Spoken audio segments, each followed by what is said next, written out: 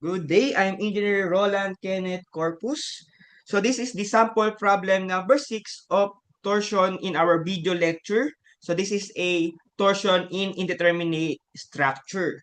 So yung nakaraan sa previous video lecture natin sa sample problem number 5, so binigay natin kung ano ba yung tamang assumption and ano ba yung mga do's and don'ts natin pagdating sa indeterminate torsion. Okay? So let's read and answer this sample problem number 6. So the steel shaft has a diameter of 6 mm and it fixed at its end, A and B, and if it's subjected to the torque shown, determine the absolute maximum shear in the shaft. Use G is equal to 83 gigapascal. So same material, meron tayong diameter and G, so hindi na natin siya kailangan. So ipapakita ulit natin na makakancel out lang yung ating G and yung diameter, yung J, kapag meron tayong one material. So pag meron tayong different material, hindi natin pwedeng i-cancel out lahat yon. Ano, yung J saka G. Kasi hindi na same material and same diameter. So pag same material, pwede natin i-cancel out yung G. Pag same diameter pero magkaiba ng material, pwede natin i-cancel out yung J. Pero pag magkaiba sila parehas, hindi natin pwedeng i-cancel out yung J and G. Okay? So let's answer this sample problem number 6. So our first step is to create torsion diagram by so create lang tayo ng vertical natin dito for AB, for AC and DB, and then horizontal, and then assume direction ng ating reaction. So wala tayong reaction. So ano ba yung ating direction ng mga torque natin? So kung titingin tayo dito, so this is, ito yung ano natin, that is a clockwise direction, ano? Okay. So kung titingin naman tayo dito, that is, kung dito tayo titingin ha, kung dito tayo titingin, so that is a counterclockwise counterclockwise direction. Okay? So dito ang tingin, ano? So dito ang tingin natin. So kung titingnan natin yung B na yan, yung side ng B na yan, so kung humarap tayo dito, so perspective natin ay counterclockwise to, no? And dito naman ay clockwise yung ating direction. Pag tingin natin dito sa ating A, ano? So yan yung ating kaya nga ito ay relative yung ating diameter, yung ating torsion dito, no, yung ating angle of twist, lagi siyang relative. Kaya okay lang kung mag-negative or positive tayo, pero dapat alam nyo ano ibig sabihin ng positive and negative. Relative to ba kanino yon? So, ibig sabihin, kapag positive, relative siya doon sa kung anong observant natin, sabihin parehas sila ng direction. Kapag negative, sabihin magkaiba sila ng direction doon sa observer. Okay? So, yun lang naman yung ating mga idea natin dito, no? Okay. So, yun. Let's say this is a clockwise, so this is a counterclockwise direction. So magne-negative tayo dito. Okay? So pag ganun, magiging reaction natin, so tingnan natin mamaya ano yung magiging mga value na gagawin natin. So tingnan natin kung ano paano pag assumption natin ay counterclockwise and assumption natin ay clockwise direction. So yun.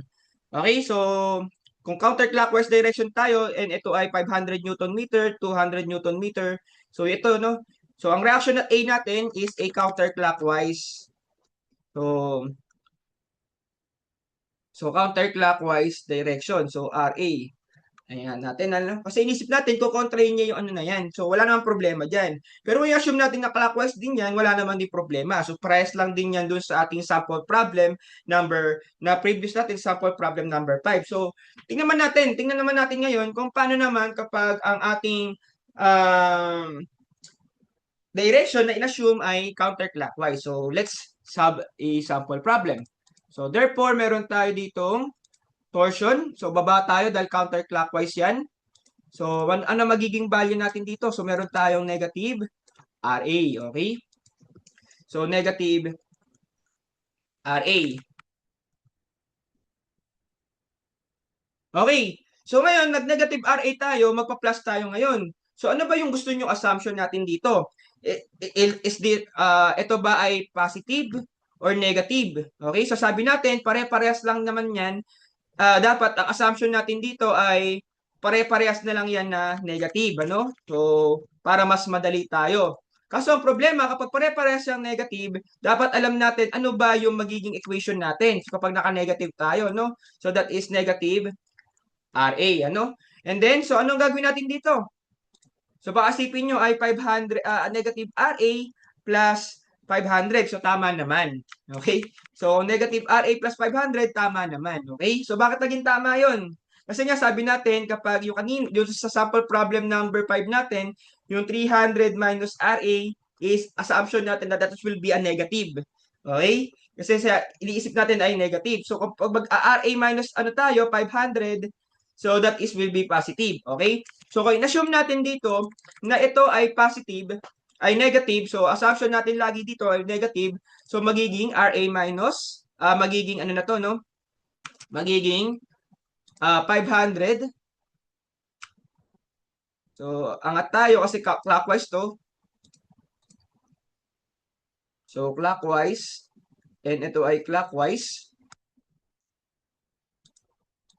So that will be a 500 minus RA, ano? Okay. So that will be 500 minus RA. So, then, ito naman ay add tayo dito. Add tayo. Okay, add tayo dito. O, yun. Okay. So, meron tayo ditong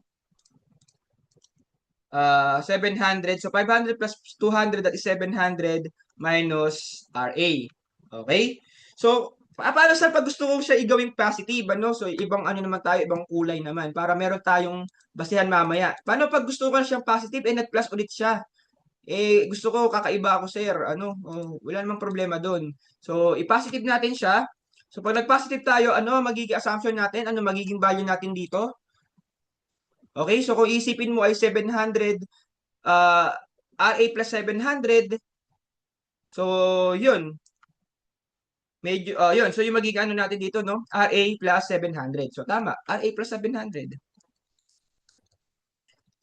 So, bakit?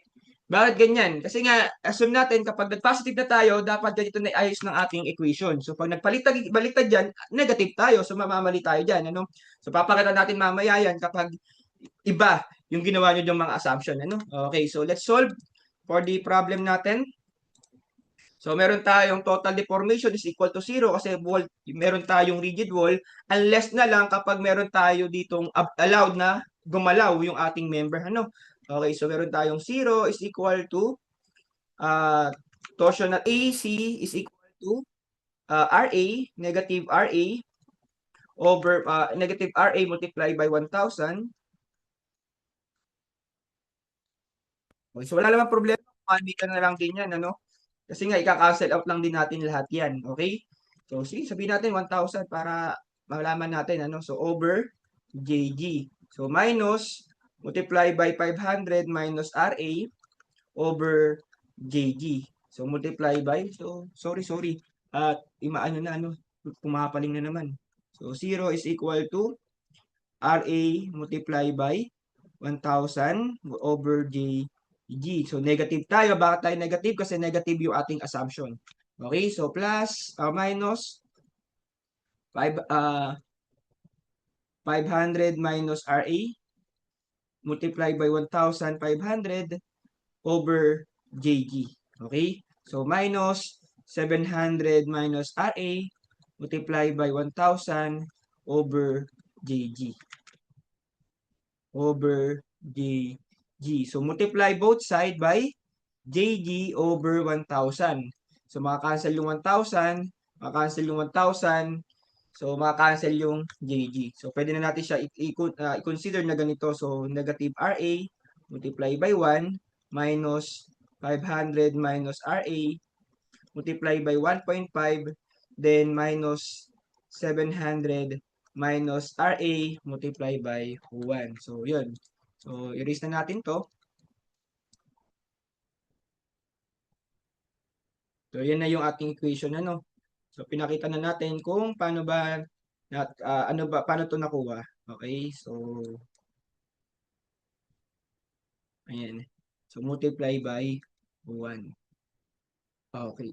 So, therefore, let's solve. So, that is 0 is equal to negative x minus 500 minus x multiplied by 1.5 minus 700, quantity 700 minus x, so that is equal to, so huwag natin kakalimutan yung mga parentheses ha, magkakamali tayo pag wala mga parentheses yan.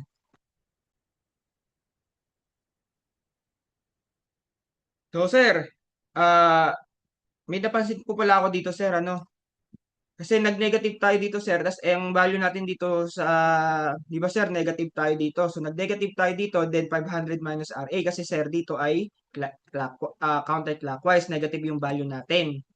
Okay? And then sir, ito negative siya, tas ito negative din. So hindi ba natin ko-consider yung negative na yon? So yun, ano? Yes, ko-consider natin. Kasi tignan natin yung ayos, ano? Kung sana ito ay assumption natin ay negative natin dito, so dapat hindi na natin ito ilalagay ng negative. Kasi nga meron na tayong value dito eh. So dapat hindi natin ito ilalagay ng negative. So since nilagay natin ito ng negative and assumption pa rin natin dito ay negative, so ganun din dito. So dito ay magiging 0 is equal to negative, negative RA. So, palitan natin to, no? Dapat ito ay negative, negative RA. So, yun, sorry, ano? So, that is will be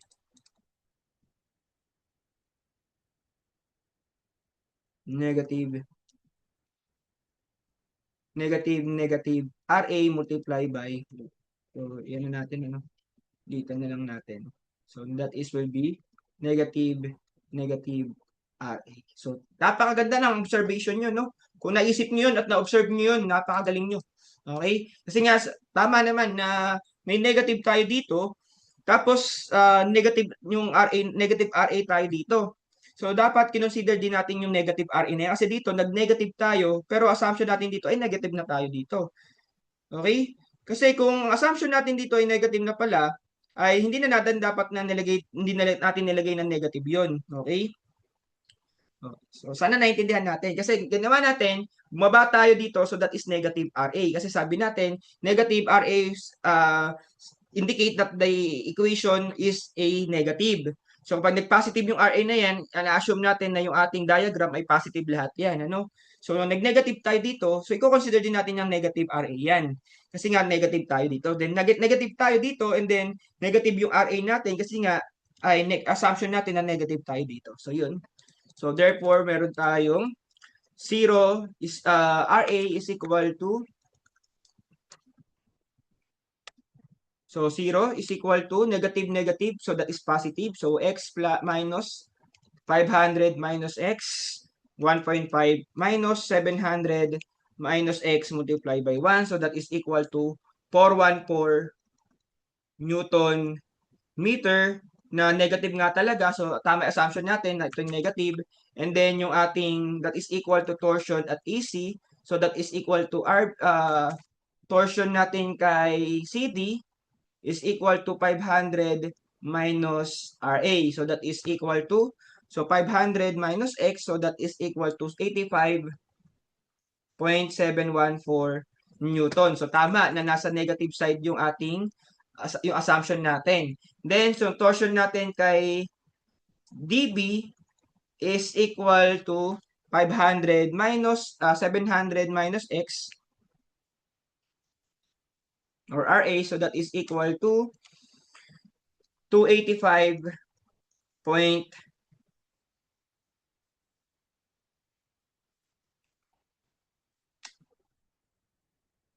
so 414 yung x natin. So 500 minus x is equal to 85.714. And then 700 minus x, so that is equals to 285.714 Newton meter. Okay, sir, bakit hindi nag-negative yung ano natin? Bakit hindi nag-negative, hindi nag-positive yung ano natin, ano? Hindi nag-positive, hindi nag-negative yung value natin dito. Eh, mali tayo ng assumption dito. So, ang assumption natin dito ay negative. So, dapat, sir, ang lalabas na value dito ay negative na sign. Okay?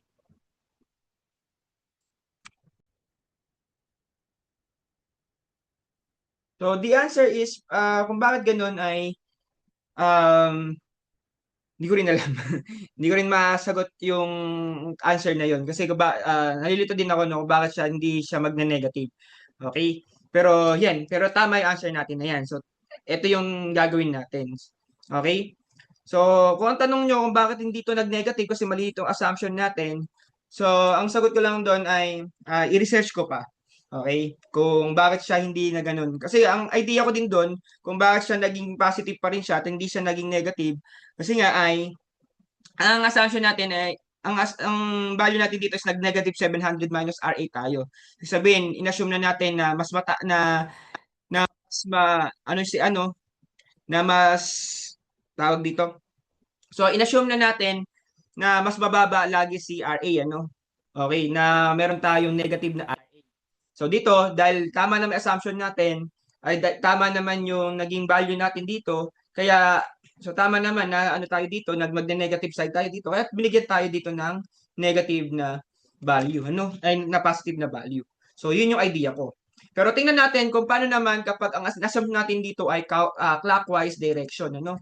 So, mas magulo kasi ito, no? Yung counterclockwise natin na yan. Medyo nakakalito. Lalo na especially dito sa negative RA na yan. So, minsan nakakalimutan natin yan.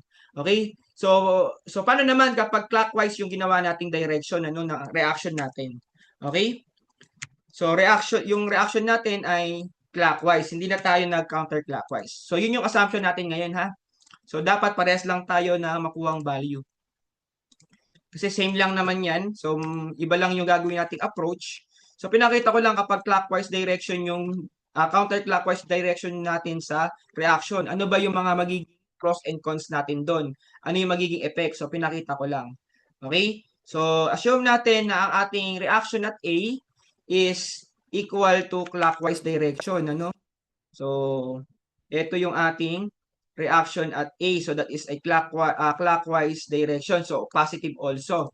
So, sabi natin, kapag nag-assume tayo ng positive dito, so lahat or clockwise, so lahat ng ating torsion dapat ay positive. So, therefore, meron tayo ditong RA and then plus 500 and then plus 700. So, lahat yan ay pataas. Okay? So, therefore, that is RA. And this is RA RA plus RA plus 500 and this is RA plus 700. Okay? So, yun, check natin. Ano yung magiging value natin dito? So, meron tayong 0. So, positive na lahat yan. So, meron tayong 0 is equal to RA multiply by 1. So, kinancel na natin yung 1,000 saka yung J, ano? Then, plus RA plus 700. 500 muna. Plus 500. So, pangit ng sulat ko dito. Baka akala nyo 520 yun. 500 yun. So, papalitan ko nga lang yun. RA plus 500. Okay. So, baka isipin nyo ano yun eh. RA plus 520. Okay. Plus RA 1.5 multiply by length na 1.5 plus RA plus 700 RA plus 700 multiply by 1. So therefore, RA is equal to 0 is equal to x plus 500 multiply by 1 plus x plus 700 multiply by 1. So therefore, 1.5. Therefore, meron tayong RA is equals to torsion at AC. So makita natin dito nag-negative yung ating 414.286 Newton meter. So tama na mali yung assumption natin. So wag na negative nga siya. Kasi nga kanina nakita natin dun sa ating kaninang sinulog na counterclockwise, positive binukuha natin dun. So tama na ang ating assumption ay mali doon sa kanina, na tama kanina. So dito ang assumption natin ay mali kasi nga positive side yung kinuha natin, yung ginawa natin. Okay? So torsion natin kay CD, so that is equal to RA plus 500. So that is equal to X plus 500.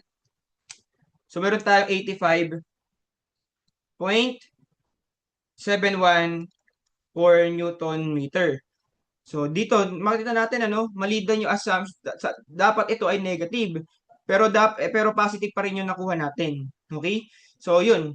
Makukonclude natin na pagdating dito sa assumption, ito yung dulo lang, ano, yung una lang yung makikita natin na tama at mali. Okay? So pag mali tayo sa assumption sa gitna, yari tayo. Okay? Kasi hindi natin mabe-verify using the negative values. Okay? Kasi mag-iiba-iba na yan. Kaya pinaka-safe natin gawin dito, pare-parehas tayo ng direction or pare-parehas tayong positive yung ating torsion o pare-parehas na negative yung ating direction. Okay? So yun yung makokonclude natin dito kasi dito dapat mag-negative tayo dito kasi kanina nakuha natin ay positive ay negative kanina. Ay tama, positive na nasa negative tayo dito dapat. So dito dapat mag-negative tayo dito. So positive pa rin yung nakuha natin. So medyo mayayari tayo doon ano kapag ganyan yung ginawa natin. Okay? So that is 85.71 Newton meter. And then for our dB, so that is RA plus 700. So that is equal to